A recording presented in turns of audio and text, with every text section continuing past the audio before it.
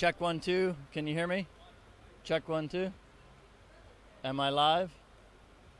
Check 1, 2, 3, 4. Okay.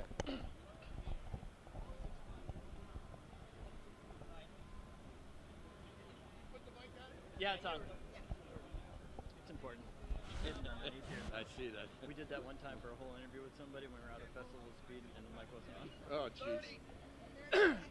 Yeah, it was pretty fun. Well, That was such an awesome interview too. I'm a conference interpreter, and sometimes in simultaneous, and sometimes in French, English, English, French. Sometimes.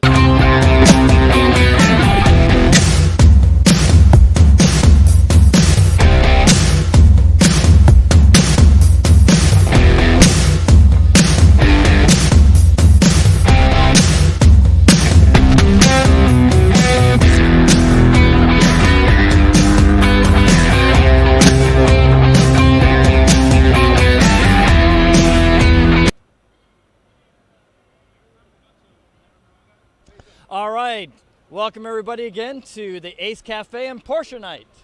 So it's not terribly cold out here tonight, but we do have some jackets on, and Nicholas, our guest tonight, I failed to tell him to bring a jacket, but he looks like a perfect gentleman. He's got his sport coat on tonight, so we're gonna make the best of it. So as always, we're out here talking Porsche passion with folks at Porsche night, of course. And it's a little bit of a switch of the gear because the car that's behind us isn't Nicholas's car. Oh, I wish. We're here to talk about something else that I think every Porsche owner has dreamed of doing. And that's why I thought it would be such an awesome thing to have you on with us tonight and talk about what you do every day. So Nicholas Bigosinski with Fast Lane Travel is with us tonight. So Nicholas, welcome to the show. Thank you, Brian, for having me. Yeah. It's very nice to be here. Thank you. Well, good. So we're excited to talk to you tonight and sort of walk through what Fastlane is all about. But before we get to Fastlane Travel, okay, I want to know a little bit more about you and your car passion and sort of where all that started. So where did the fascination with cars and the excitement for cars start with you? Okay, well, as you can hear, I'm from France originally, and I remember when I was 13 years old, I went to ski with my father at the Feldberg in Germany, and that's the first time I saw a 928. And when I saw that car, I was just mesmerized by it. I looked at that 928, and that's the first memory that I have of a Porsche, and that stayed with me all the way. So. Well, that is so cool because I don't know if you've noticed it, but look over your right shoulder right now. I see. It's exactly what I saw in Germany in 1978. It's exactly the car. Like how can you plan this? I know, that's true. I didn't even pay attention when it came in, actually. That's amazing. So what was the year that happened? 1978. 1978. Okay, I'm sorry. So 1978. Do you remember the movie here in the United States called Risky Business? Yes, same car. But same car? It was a little later than 78, right? Yeah, it was 82 or something like this. Yeah. It was. So, all right, so that's your first sort of connection with Porsche. Yep. Oh, wow, this is fun, too. We got the train coming right down the tracks. Right. So, hey, it's live. That's what we do. We're outside here at Ace Cafe. So, okay, he passed. All right, Yep. We're good. And it was just the locomotive. It wasn't the whole train behind. All right, perfect. So, 1978, it all starts for you. What was your first car? Oh, my first car was a Citroën. Being French, of course, it was a Citroën. But my first Porsche was 1985 and a half, 944, which I was able to purchase when I was 24. And it was a big deal, obviously, when you're 24. That was a big deal. And I happened to export it to France, and I drove it around France with my Florida plate. That was a lot of fun, too. Wow, so you purchased the car here in Florida? What part of what did you buy it brand new? No, it was an 85 and a half, and I bought it in 89, so it was 3.5 years old. Okay, well, my wife and I have a 1989 911 Targa. It's that red one that's right there. Beautiful. Okay, so that's kind of cool. So 85 and a half. What color was your 944? It was sapphire blue, what they call sapphire blue, which is more of a glacier light blue metallic, right, with a chocolate interior. Oh my gosh, what an awesome combination. A very unique combination. So sapphire with chocolate. Okay, well, awesome. Well, it sounds yummy, and I'm sure there's a lot of things that we're going to talk about a little bit later with Fastlane Travel. So, that was the first Porsche. How many have you owned since then? Well, I've owned a Boxster, I've owned a 993 4S, which I miss greatly. I've owned a 944S track car, which I used in Savannah when we used to go to Savannah with, well, we still go there. And then I started dealing in classic Porsches. So in 2009, with a friend of mine, we would go hunt for long hood classic Porsche 65 to 73, and I fell in love with those classic 911. I mean, I'm still hooked on those things. So I did this for until about 2 years ago, when prices became completely crazy with those cars. But it's interesting to see that the car that you would pay $30,000 for in 2009, the same car is now worth $80,000. To me, it doesn't make any sense because it's the same car. And it's interesting because nobody cared about the classic Porsches in 2012. Right. You know, Yeah. so. It's so crazy. Yeah. When you look back at that time, I think you're right.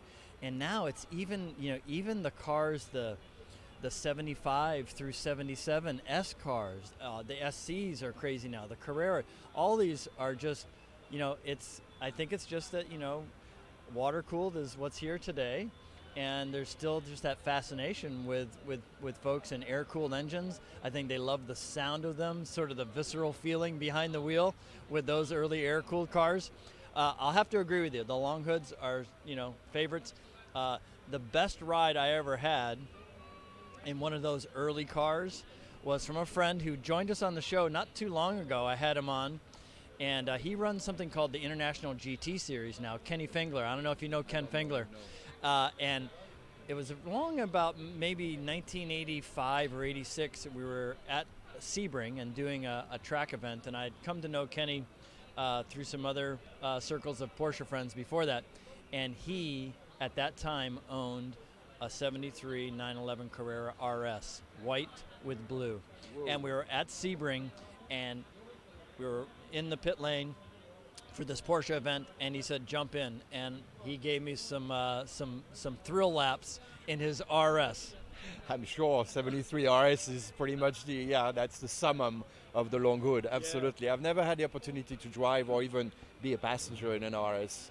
But to me, I think the 70 and 71E are really the best driving. It has the torque, it has the power, not like the S, the 22S or the 24S, which is more peaky. You have to go get the power, in the high end. Right.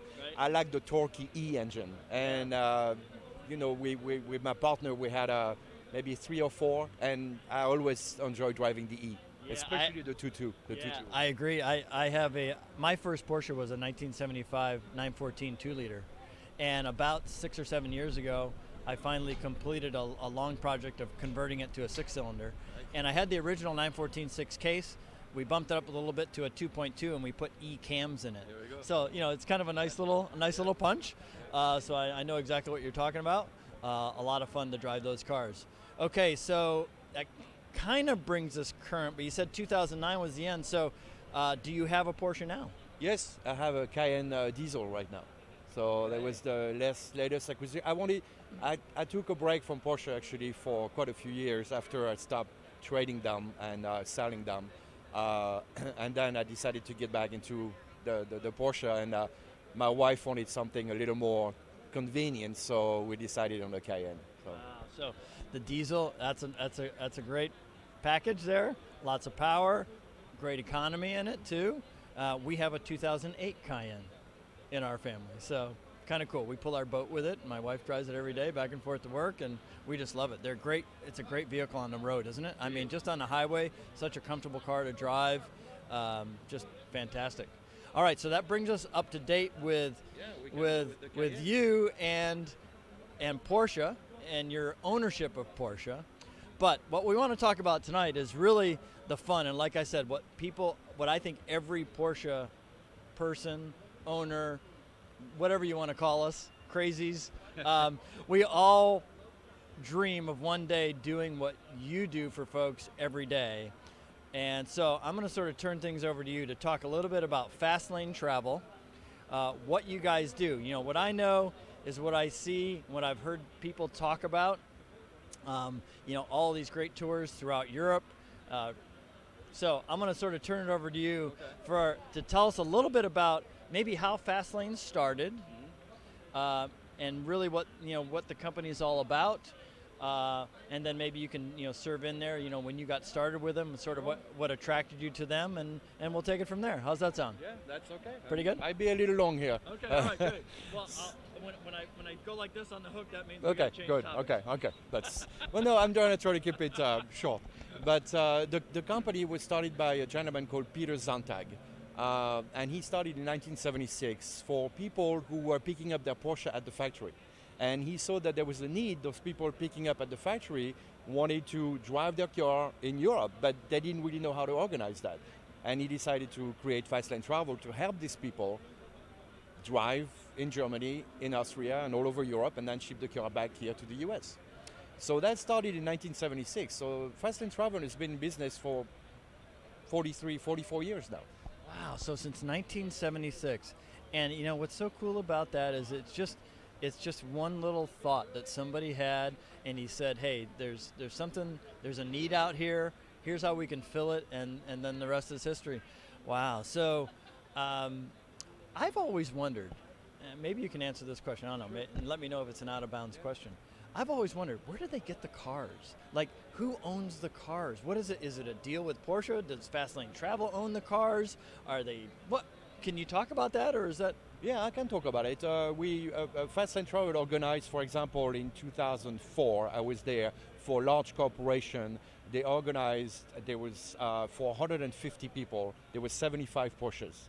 And those cars came directly from the factory. They were brand new. They were all lined up in Weissach. They had to rent a crane to take the pictures of 75 Porsches 911, just back to back within Weissach over there at the factory. So that was impressive. So in this particular case, the cars belong to Porsche. They were brand new, and then they would put them into the used car market as barely used 911. Otherwise, they're rental outfits that are specializing in the exotic car. I can get you a Lamborghini. I can get you an F40. I can get you pretty much whatever you want over there in Germany. Yeah. So they're rental outfits. Okay. So that's how it works. Basically, a deal that Fastlane Travel strikes with different groups, and you put together the number of cars that you need for any of these trips. So tell us a little bit about the trips. So again, what I know about it. I have never spoken with anyone who's done a trip. Okay, I'll full disclosure. That's all right. I've never talked to anyone who's done the trip, but like every month I see the ads. Yes. In all the publications. Yes. And I see them, and I say to my wife every time she's sitting next to me and I see an ad, one day we've got to do this. One day we've got to do this. So, tell us a little bit about the trips. How you guys go about selecting maybe the itineraries, where you stay, all this kind of stuff. It's so exciting. I mean, I'm just like, I want to know. No, it is exciting, and I agree. Every Porsche owner should one day drive the no speed limit Autobahn. Absolutely, 100%. That is an experience. And it's interesting because every time we have groups of people, we stay together, and we have a way of making sure that we stay as a group. And you're always gonna have somebody when we pass a police car, a Polizei, and you automatically, the instinct is to push the brakes. And we get on the radio and say, no, it's legal. This is no speed limit. Go, keep going. So that's one of the things that is really always interesting. People you can see in the mirror starting to break up. But we meet in Stuttgart. So we always start in Stuttgart and we end in Stuttgart. And we spend a couple of days in Stuttgart in order to go to the factory. So we do the factory tour, which is organized by Fastlane Travel. And we have a couple of executives, Porsche executives, retired, who actually put us inside the factory. We go to the museum. And we have lunch at Christophorus. Christophorus is the restaurant in the museum, and it's right there in the middle of the 917, and all that. It's a really nice place. And then we go to a couple of taverns in Stuttgart. We visit a couple of things, and then we get on the road. So that's a big moment. 8 a.m. Everybody downstairs. We take the bus, we go to the parking, all the 911s are parked, and everybody get their little name on the window, go to the car, get familiar with it. And it's in a garage, so we always ask people to not start the car right away because the noise, because it's a very low ceiling, so everybody accelerating on the 911. So we get together, everybody does the itinerary, and we start going out of Stuttgart, hit the Autobahn. Within about 15 minutes, we're on the no speed limit Autobahn. So while everyone else is sort of walking out of the hotel, going on foot to see whatever is close by, or on their phone calling an Uber, your folks are walking out of their hotel, going into the parking garage to get in a brand new Porsche 911, and then 15 minutes later going to be on the Autobahn. Like, okay, this is why every Porsche person dreams of doing it. What an incredible way to start the day, and get on your road. Okay, so you get on the road, and then what happens next? So we have different destinations. We organize different trips. For example, there is one that specializes in Austria. We only stay in Austria and we go up the mountains and we do only Austria. Then there is another trip, which is the one I take care of the most, which is the French Castle and Wine. Now, this trip is very dear to me because I started that trip in 2004. So it's been 15 years since that trip has been going on. And we only stay in castles, original French castles.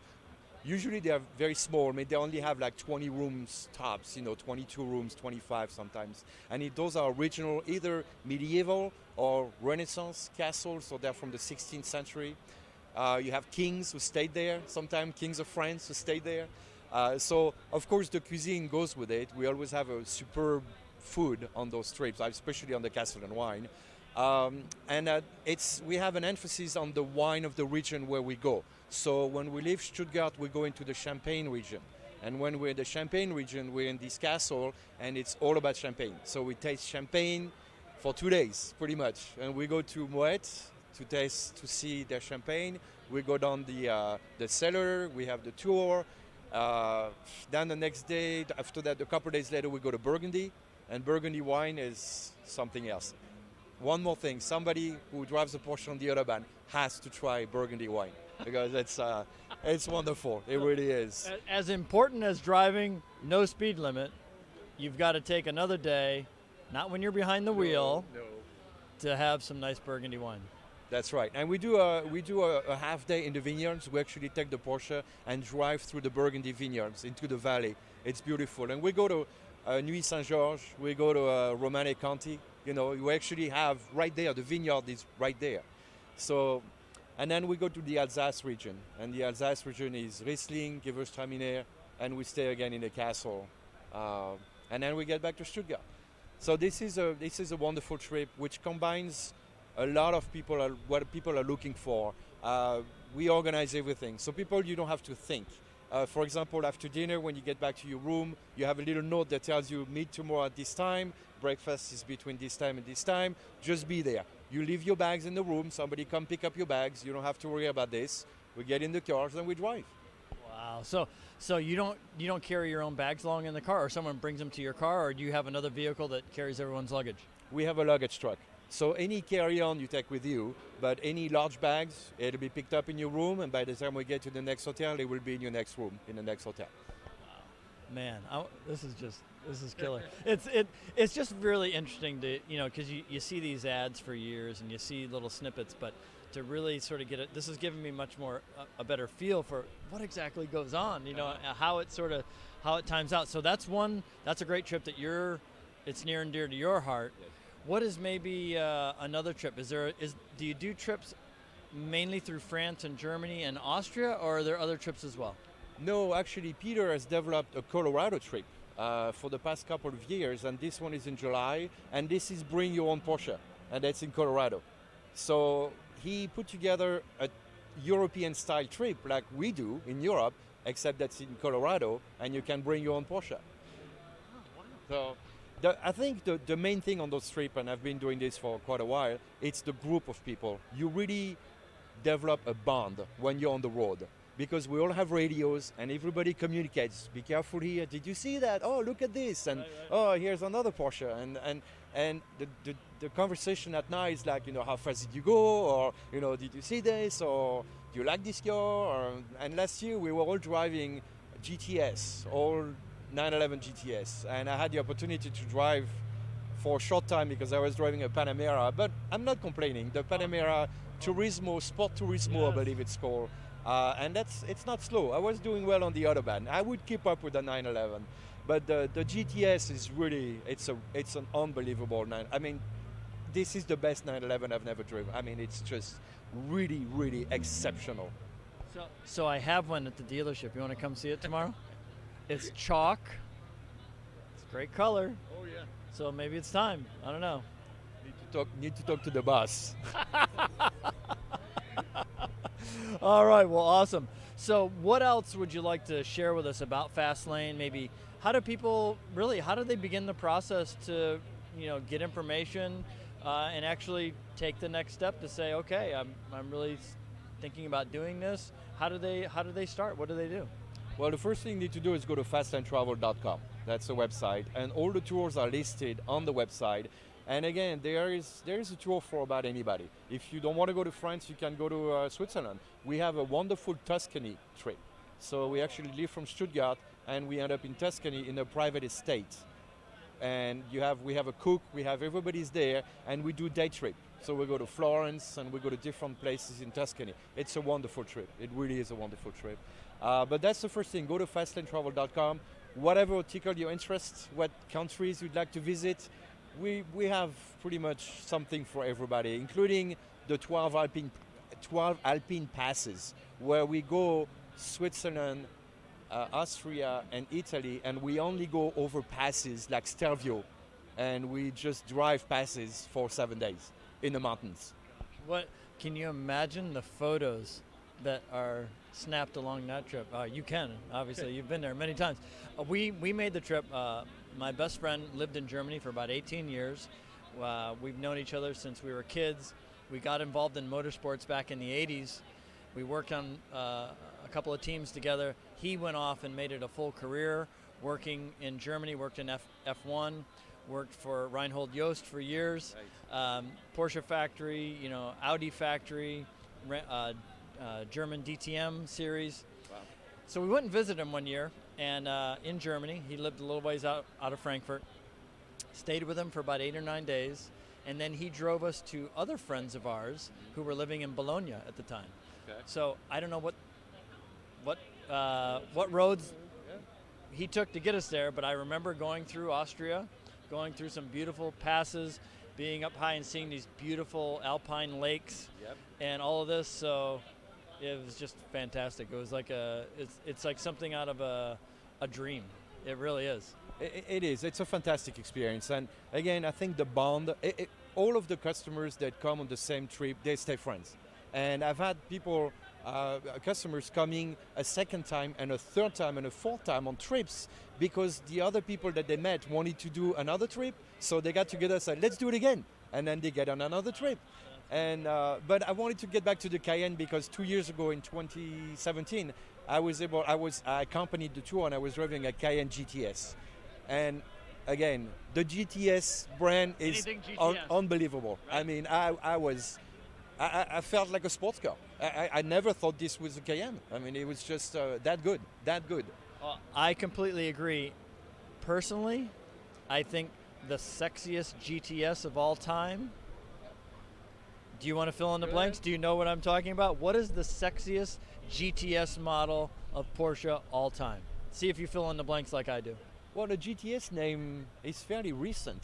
So, hang on. I don't know, you're getting me on this. The GTS name to me is fairly recent. Maybe a Cayman GTS is pretty good, but I don't think that's what you're talking about. Okay, no, it's not. Okay, so I'm going to give you a little homework tonight. Yeah. You're going to go home and you're going to Google Porsche 904 GTS. And then you'll see what I'm talking about. For me, that's the sexiest Porsche GTS of all time. I wasn't thinking of a race car. I was thinking of a road car. That's why. 904, 904 GTS. You're right. Yeah. That car just does it for me. All right, so they go to Fastlane Travel. they check it out. Anything else we should know? Anything else? Any other direction you'd want to give them, or anything else you want to tell us about Fastlane? Well, again, Fastlane Travel, what's good about it is that, and we've had customers saying that, said, I love it because I don't have to think. All I have to do is just tell me where to go, where to be, and that's all I want to do. That's what I want to know. I don't want to bother anybody, and people love that. The fact that we take care of everything from A to Z. When you arrive at the airport in Stuttgart, somebody will have your name, will take you to the hotel, will proceed with the check-in. You don't have anything to think about. It's all there. It's all done. It's all done for you. So a lot of people appreciate that, and I think the bond within the Porsche people, and the fact that a lot of the customers, when they get back, usually buy a new Porsche because they've driven something that we love, and they just come back home and say, okay, yeah, well, let's get one of those. So, and the trips are just wonderful. It's a great bonding. The hotel, the food, the roads, all these we're very careful into selecting. Not too long of a days when we drive, and to have this companionship with everybody, and joke and laugh and just have a great time. Yeah. Just have a great time. Well, I tell you what, I'm sold. I just got to figure out. I got to find the dough now. I got to sell some more Porsche, and so it's just been awesome having you on here. Thank you. When you meet somebody and you speak with them, and you can feel the passion that I'm feeling from you about what you do, how much you love, putting these trips together for people, giving them advice on what to do, and then actually being on the trip and sharing in some of this fun. I would say you've got a dream job, and good for you. Thank you. Thanks so much for coming on and talking with us. I hope you enjoy, your first time coming out to Porsche night. If it was the first time, I don't know, but enjoy the rest of your night out here. Maybe we can come back. You can come back on with us another time, and you can tell us about a trip that you took with some folks, or maybe we can bring some folks that you bring on a trip onto the show or out here just to talk Porsche passion. That sounds good. All right. Well, thanks again for coming out. It's been a blast. All right, guys. So Fastlane Travel is where you want to get all the information. FastlaneTravel.com to learn all about these fantastic European Treffen tours and stay in 5-star hotels and have incredible wine and champagne and everything we just talked about. It sounds like a dream trip for sure. All right, so next up, we're going to be talking to another very special guest with his really awesome looking crazy car behind us. But before that, I think we're going to run a clip. So we'll be back in just a couple of minutes.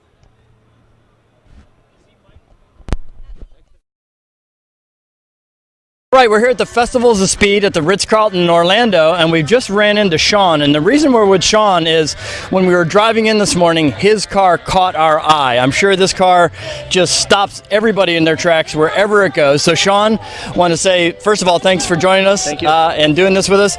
Tell us a little bit about your car. This is a handmade rat rod. It started from a sketch on paper. Literally built from the ground up. It's my design, and I got some metal and just made it into what it is. Wow, so what inspired you to start this project? I mean, this is quite an undertaking, a lot of pieces and parts on this deal, but what really was the beginning of it? What inspired you to do it? I have another one, a 36 Chevy rat rod, and it come out very nice. It's more a traditional rusty rat rod. I just wanted to go a whole different direction and just wanted something of my own, my design. So is this the first time that you've had this car at the Festival of Speed? No, sir. Last year we came here, worked out well. We got a nice award for it for the finest custom, so we're extremely pleased about that. Wow, so we had a good eye. We saw a show-winning car from last year this morning, and now we got Shawn on to talk to us, so super exciting car. Thanks again for joining us. We really appreciate it. Have a great rest of the day out at the Festival of Speed. Great. Thank you very much.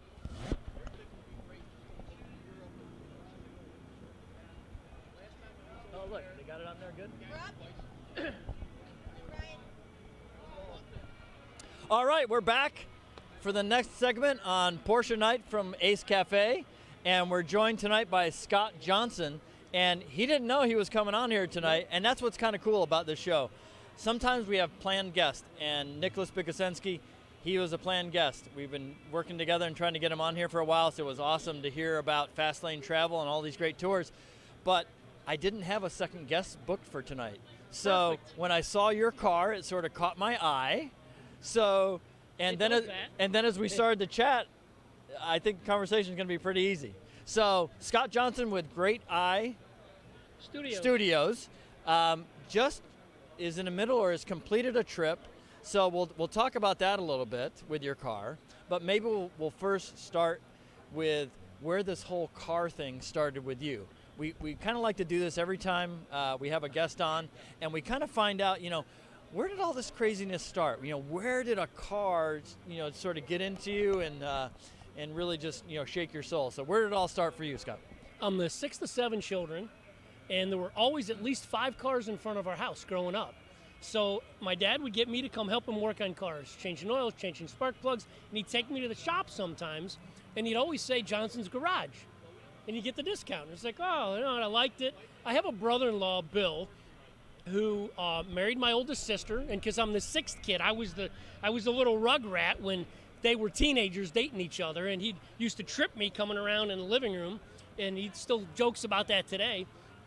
But he had a Pontiac right before the GTO, Le Mans. All I know is it was a Pontiac and it had tri-power, and that was like the coolest thing. And Corvettes and other stuff, and so was it just the sound of an American muscle car that just shook you a bit? Yeah, and he had a 23 T-bucket, if you know what that is, the T-bucket, and I remember being a little kid sitting in it, and right there's the rear wheel.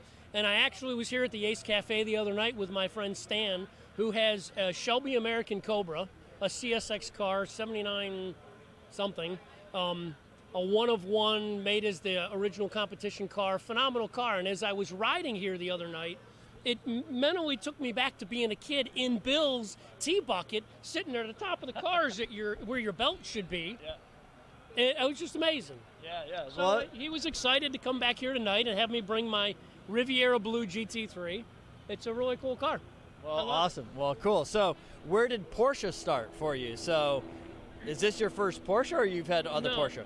No, I've had 4 Porsches. If you got a few minutes for the story? Sure, yeah. Okay, so 1991 or somewhere in 1990, I'm on a fellowship from Westinghouse. I'm an engineer. I'm a mechanical engineer by training. They're sending me back to University of Maryland to get a master's degree and do research for the government. Stuff for, I can't talk about it, right? Stuff. Yeah. And I'm down there for classes. I have an Acura Integra. Oh, cool. 1.6 liter, really high revving. My wife wasn't so into it. She thought it should be a big American car, right? Somebody stole it. 9 o'clock, I come out of class, 9 o'clock, they drive me around.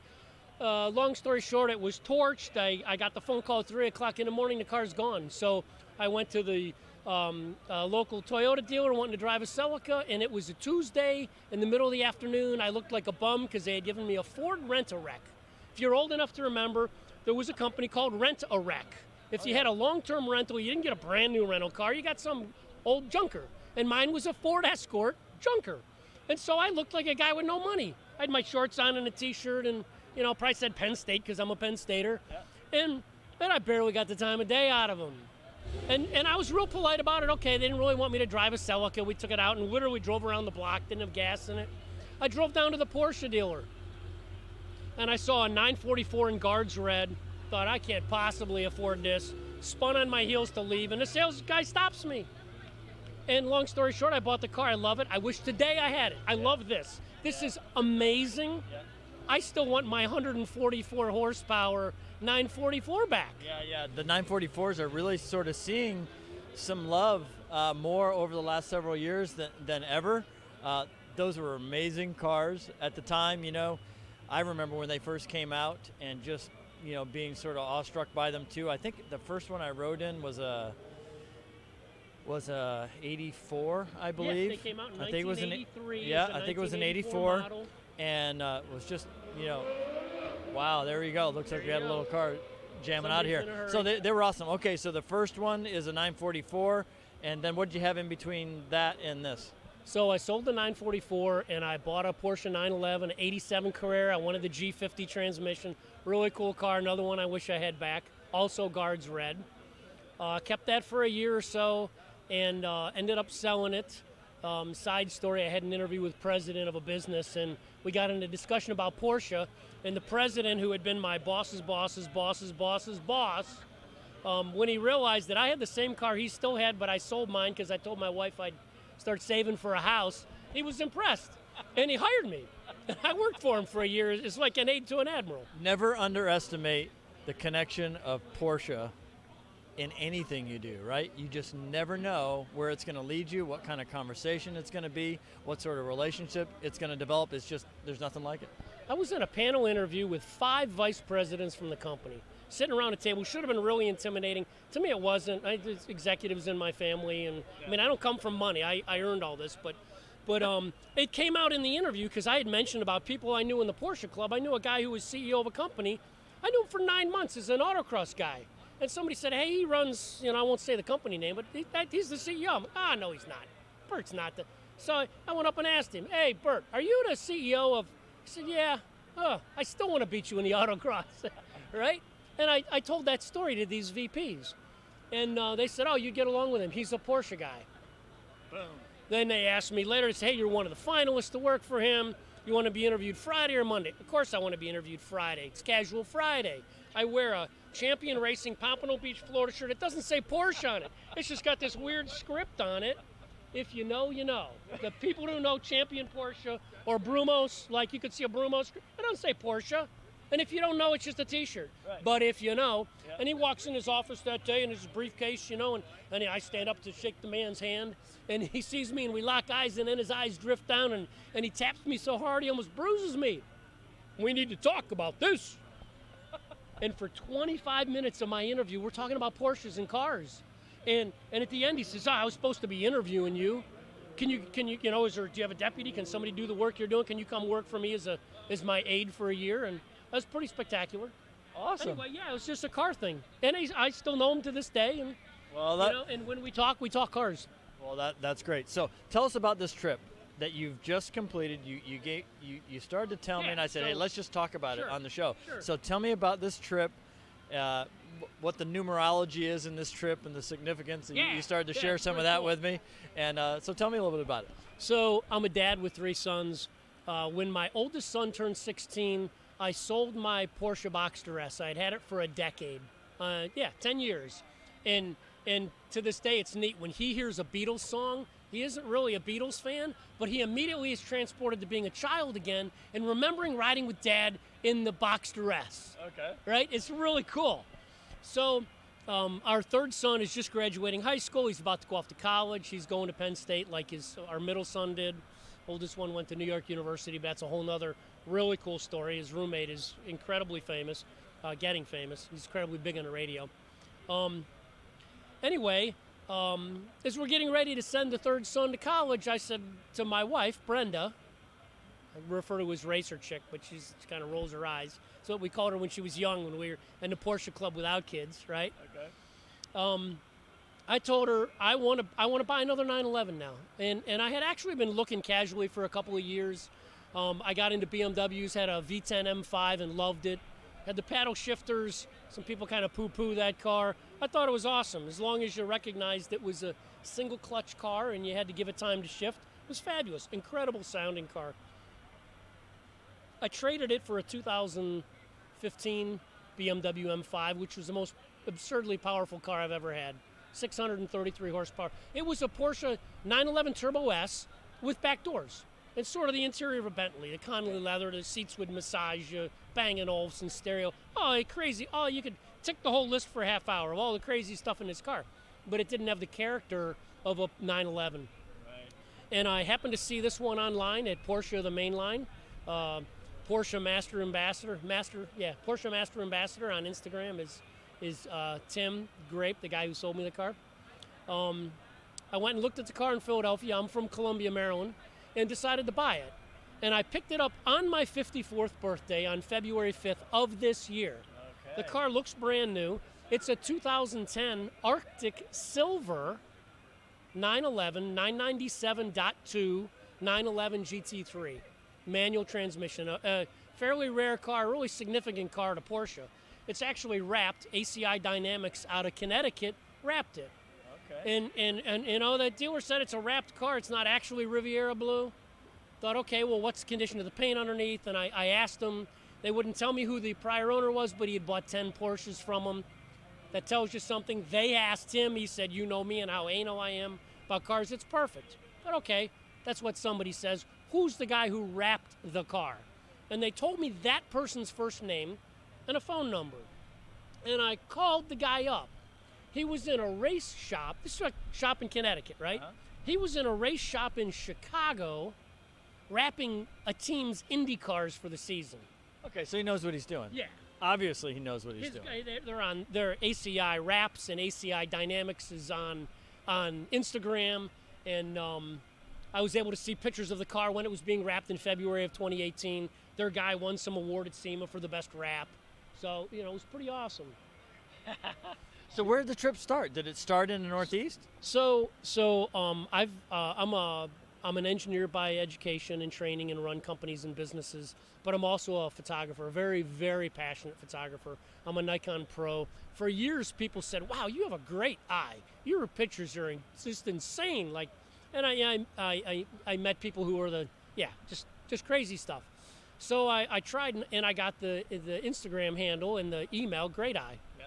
So when we got this car, I decided I wanted to make a second trip to come down to the Sebring race this year, and I wanted to come down and see Amelia Island because we had the car. I asked my wife about it. She decided she wanted to come. We were going to leave the Thursday before Amelia Island, and then she said, I could probably take off Wednesday, maybe even Tuesday.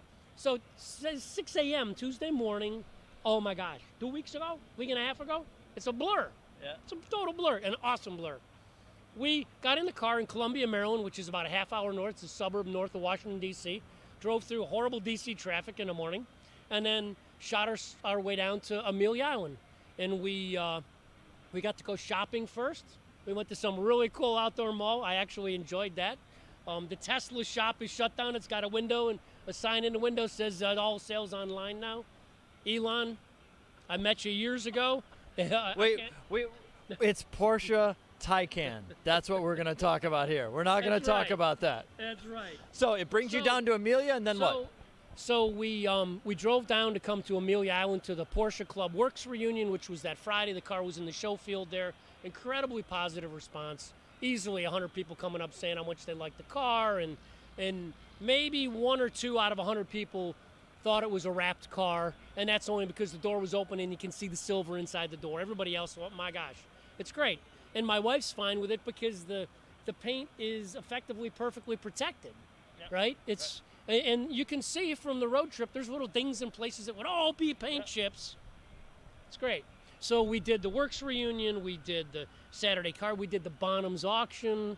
I was there, I saw Wayne Carini a few times, and I've met him before through my professional photography and stuff, and that was neat. At the Bonhams auction, they had a guy, Don Bouillon, I'm saying his last name wrong, but he had this collection of pre-war cars, and they were all being sold, and the whole family was there.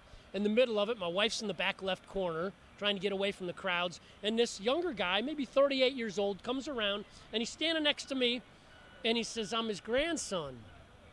That's kind of interesting. He said, whole family's here. He said, but I'm the only one that's a real car nut, got petrol in the veins. And the next car's coming up, and he said, that's the Packard. He knew the car from the sound before he could see it.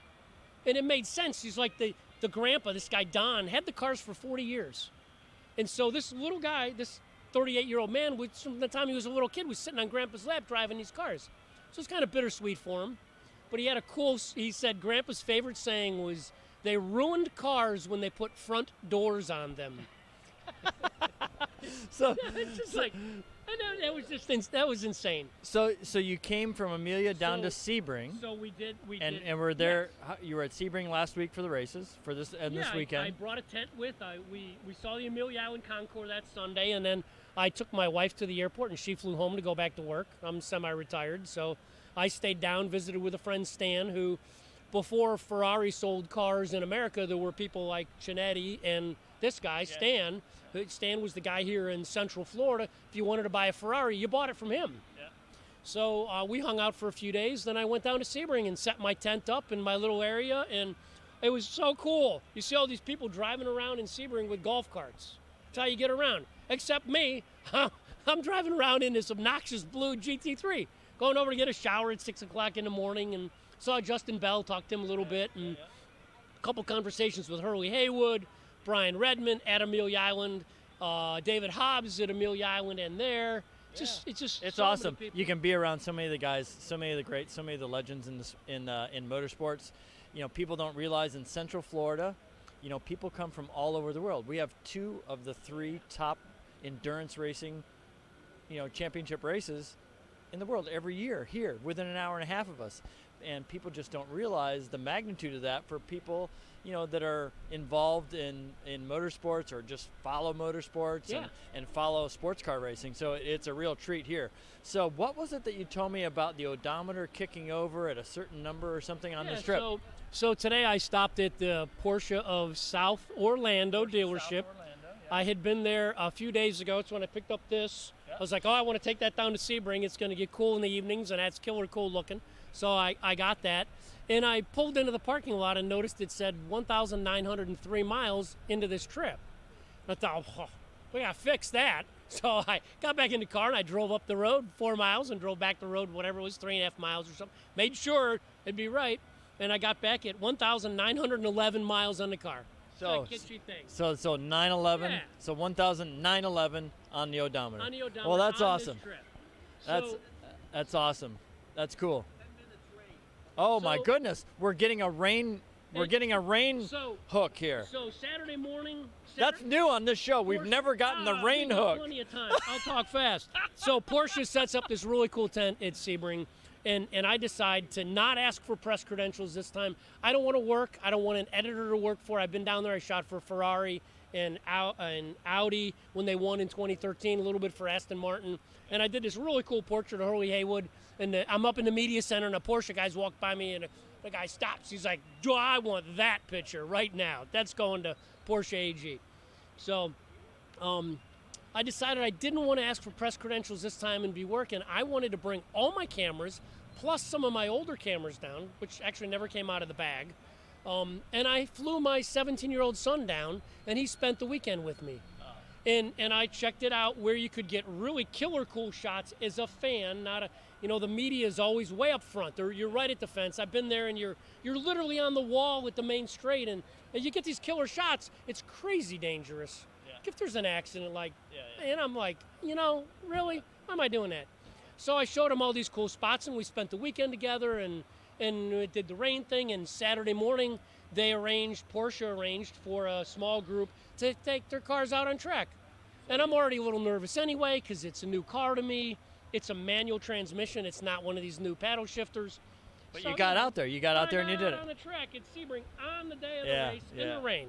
So I couldn't be happier. Yeah, that's awesome. Well, you know, what a great way to sort of wind the trip down with your son, being in such a historic race and a place with so much history and so much heritage. You know, in Sebring at the raceway there, people just don't realize until they get there what it all means, because you can feel it as soon as you drive on the ground. You feel the history. Yeah. You absolutely. And you know, Dan Gurney having been there, and all these other people, and teams fighting so hard for a win there, and it was fabulous. Porsche won. That was great. They won in the GT Le Mans class. My headphones are pink. I had a gray pair that didn't work right. The only ones I had left were pink, so I bought them. And right after I got them, I remembered, hey, the pink pig. Yeah. So that won at Le Mans this year. And I went over to the art place where somebody had, so I could get the proper spelling of the German words, and I put all that on there. Then I went around at the signing time to the Porsche team. Of course, the drivers see them, and they're like, duh, I want those. Yeah. So I got all 10 drivers to sign the headphones. Hurley Haywood signed them. And it actually started, because I'm an engineer, I found that the head of Porsche GT Racing for the whole world was at the races, because the FIA, the World Endurance Championship team, was there with 4 drivers, and the IMSA team with its 2 cars and 6 drivers. So the head of Porsche GT Racing was at the track.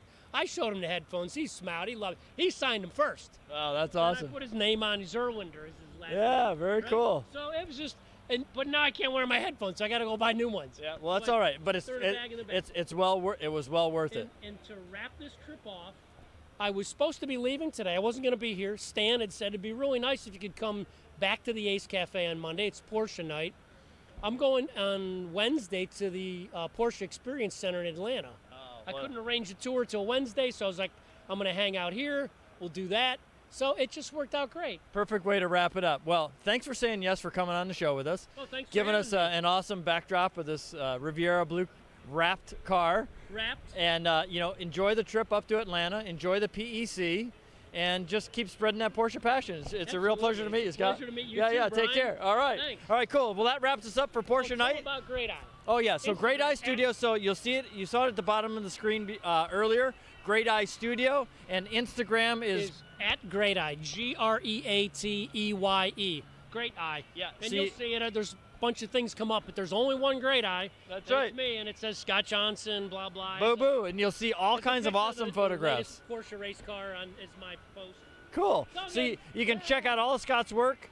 So that's it for tonight. Thanks for joining us on Porsche Night. And until next time, just keep spreading that Porsche passion. We'll see you next time. All right, cool. Thanks, man. That's awesome. It was fun. Yeah, it's fun.